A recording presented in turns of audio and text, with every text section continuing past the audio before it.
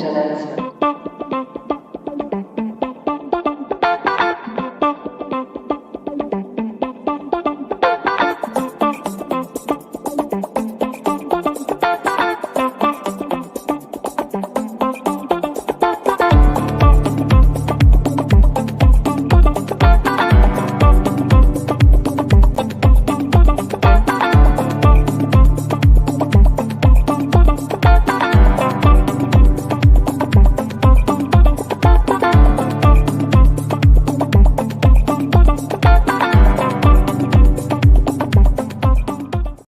Hello again, my friends, and you are my friends, and welcome to the first Friday update with me, your host, the Governor. This show wasn't even planned at lunchtime today. It has literally been thrown together, a harebrained idea from myself. Let's see how it goes. Let's see how you guys react. Well, if you like it, if you enjoy it, we'll maybe do it again. Maybe make it a regular Friday thing. Just going to recap what was said today in the press conferences. It's a Friday, it's the weekend. We want to spend time with our loved ones. Maybe we don't want to be trawling through the internet to find out what Paul Lambert or Stuart Taylor was said at the press conference. Let's come here and find out. So joining me today is our resident fisherman, Mr. Mike Brown, and new contributor. You've heard of A Drizzle. Meet K Drizzle. It is Kally. Welcome in, guys. How you doing? All right, guys. How you doing? We both well?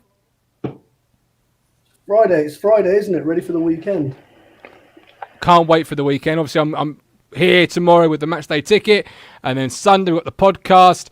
And this morning, the press conference, obviously Stuart Taylor, I believe, took it with the local gathered press, still not allowed in. And a number of topics came out of it. Should we kick things off with the news that Hawkins is facing 6 weeks on the sideline with a knee problem, might require surgery, probably will, and you've got Jackson and Norwood also on the sidelines dealing with hamstring injuries. What's going on, guys? What are we feeling on that one? I reckon that's why Freddie, the talk about Freddie going to Colchester last week or whatever, I reckon that's probably why that's called off. He probably knows that. He probably knew, like I think you tweeted earlier, saying, he knew you had 7 days, a la Craig David, right? If you had 7 days that you knew, and then you've gone in for 2 attacking midfielders, and it's like, well, where's the goals going to come from? You need to score goals to win games, don't you? And this is it. How many goals have our strikers got in the league this year? 1 each, I think. Well, this is it. I was looking today, Mike, and on the BBC website, they've got the top goal scorers and the most assists. There's not an Ipswich Town player in either list. I found that absolutely. I was looking at that. I was looking at that a couple of weeks ago, and I was like, okay, this is not looking good. And people are saying, oh, don't worry, we'll get top 6 and all that. But we keep harping on, don't we? Formation is not helping our strikers. We're not getting the service to them. And one striker tomorrow, Drinnan. Who we got there? Drinnan, haven't we? Drinnan. We've all scored as many goals as Drinnan has. Oh, hey, Drinnan. And some people yesterday, we'll win 3-1. Where are the goals coming from, guys? Because I'm telling you. Andy Gray says Hawkins out for 6 weeks. Just seen Cruncher dancing around the local Tesco. Could be coincidental. But Kally makes a good point, and I said it on Twitter, as Kally said there. The last week, all we've heard about is Josh Harrop. Is it on? Is it off? There's been problems here. Not quite sure. Surgery doesn't just happen, Mike, or the thought of surgery. You don't just wake up on a Friday morning and say, Hawkins needs surgery. It's been rumbling on you the thought for a few days. So over the last 7 days, why have we not been linked to a striker, or possibly looking at strikers, or the usual run-of-the-mill sort of stuff in the January window? I think what we learned last night, talking to the Peterborough boss, the owner, was that there's a lot of things that goes on behind closed doors that we don't get to see. There may well be possible links to loanee strikers or possible strikers from lower leagues coming in. Problem is, it's all very well looking, but we are desperately in need of a striker. I know we've got under 23s that could come in. I mean, surely that's what they're there for, aren't they? Well, it is, yeah. If you look at under 23s, you've got Ben Morris, a player who has had injuries, looked okay when he came on under Paul Hurst. You've got obviously Tyrese Simpson, Zach Brown, Kai Brown. They have scored a couple of goals at that level. Have you got confidence, Kally, in Drinan tomorrow? Hey, Drizzy, nah. In fact, no, sorry, can't call it almost Drinan. AD, almost Drinan. That's what you're getting called until you get a goal. He's got little flashes about him. He looks like he could be a bit of a neat player, but in a one up top, in a tough league like League One, which is very physical, you need a tough, hard ass striker. Drinan bounces off defenders. Like he's not. You need someone. That's why I think Hawkins was brought in to hold up the ball and do all that. And I know, a lot of people don't like him or whatever, but he holds up the ball well, right? Now he can't do a lot after it, but he holds up the ball. Now, there's not players around him to give it off to after, but you're looking at it from that point of view. Where I said earlier on Twitter, I said I'll give it to Tyrese Simpson, and all the Drinan fanboys were like, well, Drinan, he's a bit better and everything. I'm saying, look, he can't be any worse off. Okay, he's raw talent. We've got 4 strikers. Everyone talks about Norwood, our greatest striker at the club. He ain't done nothing since he's been here. He had a good game against Bolton under 12s. And that was about it. He scored a hat-trick against them. The thing is, you can't say Drinan's any better than anybody currently, because Tyrese Simpson has scored as many goals as Drinan has. Has he been given the opportunities of Drinan? Probably not. Yeah. So, it's the same as Zach and Kai Brown, the same as Ben Morris. Like, until Drinan starts scoring goals, they're literally, you can't say, well, Drinan's better. Under what measurement are you saying he's better? At least Hawkins has scored a goal to his credit. To keep it going, obviously something else that came out of today's press conference is Janoi Donacien possibly leaving on loan to either Fleetwood, Wigan, Shrewsbury or Stanley, with Stuart Taylor saying he must go and kickstart his career.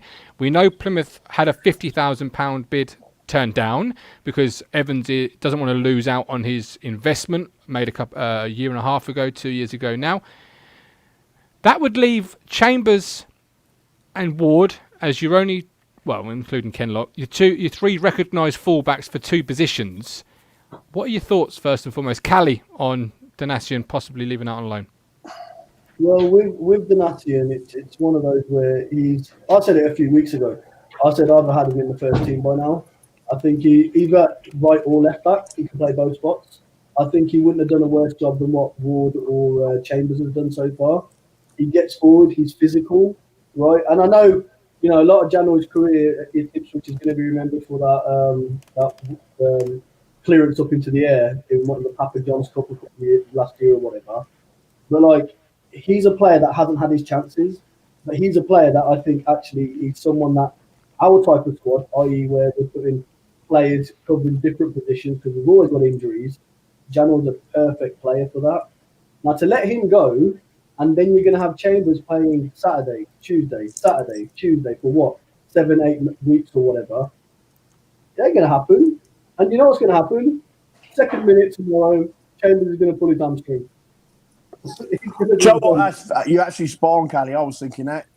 But, did you see? I mean, okay, Kenlock could come in. I don't think Kenlock's any worse or any better than Ward. So could Kenlock come in for Ward? Yeah, of course he could.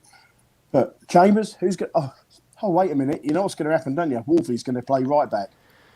Well, that is an option. Something else that came out of today's press conference to lead it on from that, really, is that KVY has trained a couple of times and is possibly nearing a return. So are we seeing maybe that Kane Vincent-Young is a lot closer than we suspect to being fit enough to partake in a couple of games, or certainly be cover should the worst come to the worst? Or are you really fearing that you're one injury away now from a bit of a crisis at that position? So who's Kane Vincent-Young in? Because I haven't heard of him. Kane Vincent-Old. Best player according to Matt Phillips. Double digits of goals according to Matt. So he's undeniable. He had a great 13 games or whatever it was last year, right? But in 2 years, 13 games. I'm a fan. I'm a fan of KVY. And, I am too. Yeah, and I want him back in the team. But a couple of things. One, him coming back in the team ain't going to make a difference to the way the team's performing in that aspect, because one player ain't going to make the team. Right, tactics, formation, it's all wrong. Secondly, we've heard for months now that he's on the grass. He's nearing a return. He played pre-season. We've seen him in the new kit at Colchester in pre-season. And then what happened? He got another injury. So something's happening there. I don't even think he'll get to. I don't think he'll get on the turf in the first 11, and I don't think he'll get any 90 minutes or any appearances. I think he'll get a near return. He might play under 23s to get some fitness, and he'll pull an injury there or something. There's something not right the way we're doing things in the back.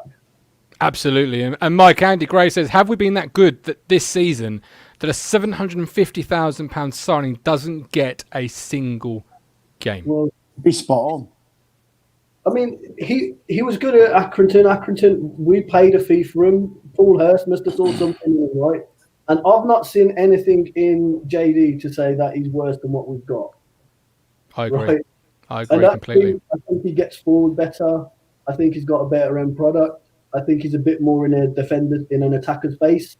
So he stands his ground a bit better. It seems a bit harder to take him on, like a winger taking him on, than taking on a Chambers or a Ward. I would have to look this back, but I remember doing a show last year when we were going through our traffic lights on the podcast, on the Sunday podcast. And I seem to remember a statistic, it might be wrong, so don't quote me, because I'm trying to think back from memory, where he had the best closing down percentage in terms of like a man not getting his cross in, which as a fullback is one of the most important statistics. So to lead on to your point from there, Kally, and Josh Russell makes a point to say here, he says, watching back from the start of the season, Wilson, Enciada, Kenlock and Chambers as a back four winning games. So why not try that? He's back on. He's Willow is nearing a return, said the press conference. TBL SH77 plus Donacien is versatile. Anyone that can cover positions is handy. And it's true, it is, especially with Hospital FC, as Stuart called it. Not a part of the press conference, but obviously to round up today's Friday update, Mick McCarthy is to take charge at Cardiff, possibly, I believe. I don't think that's been confirmed just yet. Is this a case of be careful what you wish for Cardiff fans, or are you pro Mick? Are you thinking, yeah, go on, Mick, go and do your stuff at Cardiff? Give it 6 months. Give it Giggsy. I don't like. Listen, Mick for me was done when he started swearing us at Norwich. You stick your fingers up at me, mate, I'll smack you. I don't care who you are, right? So I can't give you a smack. So instead, get out of my club, please, right? So Mick had to go. No regrets over him going. I get where is it Vincent Tan, I think, is the owner. I get where the Cardiff people are coming from. You know, with pandemic, you want to be smarter with your money. McCarthy did it with us on a shoestring budget for so long and kept us as a championship team. The problem is, when you ingrain the way of McCarthy football, there's only one way after that. So, I don't know. I think I'll agree with Mike there. I think he'll be gone in 6 months. I want to know why he keeps getting these opportunities, because the last time he had real success was like 11, 12, 10 with Wolves. Like, okay, he didn't get us relegated, which looking at it now is a bit of a success, but he also had us top of the table and we finished sixth, just. Any other manager in the world could potentially be seen as, well, you know, you bottled that. When was the last time he had success at club level to keep getting jobs like Cardiff? That's what I want to know. Reputation, isn't it? Yeah. So that's the only thing. Sorry, Mike, carry on. Yeah, so I was just going to say, it's the only thing that really gets Mick McCarthy these jobs. You know, he went back to Ireland and what happened there, and, you know, he's just good luck to him. I mean, at the end of the day, he's got a job now, but I just think he'll take him. If it works, he'll take them only so far. If he gets to the Premiership, they'll come straight back down, because Mick McCarthy is never in a million years a Premiership manager. You know, very good Championship manager. As much as I didn't like you say, Kally, you know, sticking your fingers up at Norwich at us and all that, you know, that's just bang out of order, and I'll never forgive him for that. But yeah, I'll give him 6 months. I can't really see him doing anything. No. Yeah. Well, he takes over a Cardiff side that currently sit 15th, so he'll know that position quite well. Do good luck to the guy, you know, all in all. Oh, Luke's here. I wasn't asked Luke to join us, but he never replied back to me. So I'm glad you could join us, Luke. Curtis, Irish fans were glad to see the back of him at national level. And Lee Anderson says it's a safe pair of hands, but boring football, which I think perfectly sums him up. Makes sense. Yeah. So now you know that Drinnan is your number one striker. Now you know that you've got an injury crisis up front, but you have got Harrop and Thomas, who Dan Whitty said is very one-footed. Do we want to revise our final score predictions ahead of tomorrow's game? No, still go 3-1. 3-1 defeat. But do you know what? Nothing would surprise me in this game if we suddenly don't get a win out of this. Do you know what I mean? I still want to stick to my prediction, but if we're at the end of tomorrow night, come 5 o'clock, we've won that game, I'll be like, that sums us up. Okay. Yeah. Kally? I think I said 4-2 to them, or something like that, right? I want to revise that slightly. I'll say 4-1 or 4-0. I don't see a score in the goal. Oh, Kally, you brute. Aaron Drinnan is the only striker. Right, our strikers have been self-isolating since 2020, right, the whole year. They know about self-isolation. Right, they've been playing alone. So now you're going to have Aaron Drinnan, who bounces off defenders, right? The nearly man. He's not good. He's not good enough to be, if we're doing the relegation battle, yeah, he's our man. If we want to make playoffs and we want to go up, he's not the man. So I don't know. So you're both going for defeats. What a positive way. Right, well, I'm back tomorrow at 2:30 with the match day ticket. I hope you all can join me. Hang on. What about your prediction? I was called Des Lynam earlier today of the Ipswich Town World. Did Des Lynam make predictions? I don't think he did. I don't think he did. You've got to give it an input. Kally, come on, help me here. Yeah, lads, check this out. Sid Driver, currently in Tesco car park. Crunch was driving around his tractor topless, playing Celebrate Good Times here in the Hawkins news. What an image. What an image that is. Right, okay, I'm going to say Drinnan will hit the post because he's the nearly man. We'll win 2-1 with goals from Chambers and a last-minute thunderbolt. I would say something else, but it's before 5. Thunderbolt from Thomas. 2-1. You know what? I hope you're right, Martin, but I get a feeling that if we win tomorrow, I'll jump on a match day ticket without a cap. I know Cruncher wants to see my 5 head, not my 4 head, so I'll jump on without a cap. That's a deal. That's a deal. Right, you can catch us back on Catch Up. You can catch the Darren McAnthony show from last night on Catch Up, and you'll see us all tomorrow, 2:30 for the match day ticket with Love with Care. I'll see you soon. Hello and welcome to Portman Road. This sound indicates an important announcement.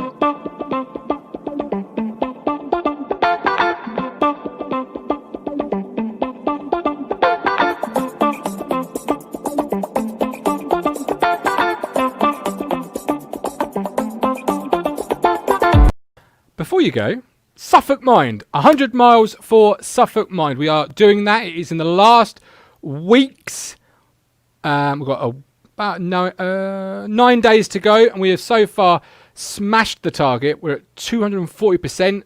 So if you could continue to not only walk 100 miles for Suffolk Mind, but also donate, the link is in the chat.